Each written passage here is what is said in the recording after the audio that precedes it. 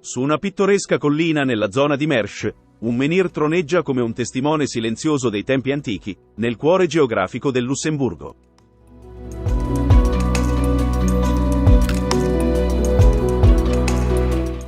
Questo imponente monolite, unico nel suo genere nel paese, è più di una semplice roccia. È una finestra aperta su un passato che risale a oltre 4500 anni fa. Persino San Teobaldo, appartenente alla famiglia dei conti dello Champagne, rimase incantato dal gigante di pietra. Inizialmente partito per una missione militare, decise insieme al suo fido scudiero Gualtiero di abbandonare tutto e di vivere in pace come mendicante. A piedi nudi, attraversò vari paesi europei, tra cui il Lussemburgo. Si installò proprio nel territorio di Mersch e costituì un eremitaggio nei pressi del menhir, lì dove oggi sorge una cappella in devozione a lui e a San Donato, costruito ben 800 anni dopo.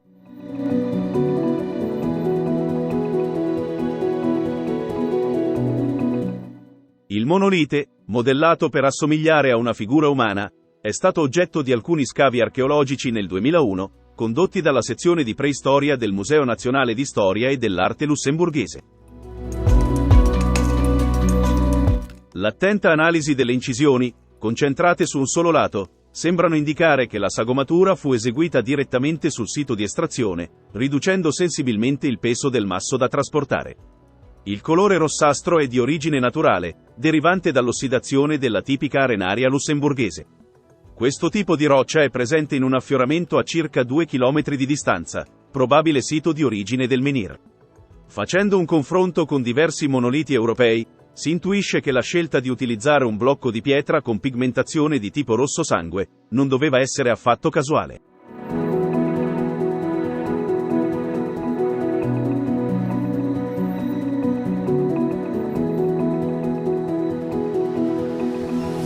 Contrariamente alle vicine regioni dei paesi confinanti, come Francia, Belgio e Germania, i menhir sono sorprendentemente scarsi in Lussemburgo.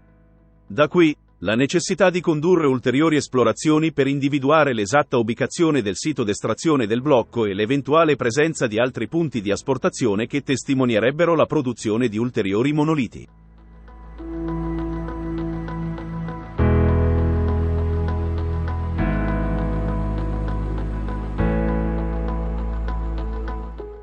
Incamminarsi verso la cima di quest'altura è come ripercorrere millenni di storia, intrisi di rituali ancestrali, preghiere e profonda devozione. Uomini del Neolitico, Celti, Romani, santi e pellegrini, hanno lasciato tracce indelebili nella cultura e nella memoria storica della comunità locale. Qui, i sussurri del vento invitano il passante alla contemplazione e all'ascolto di un passato, ancora vibrante di sacralità.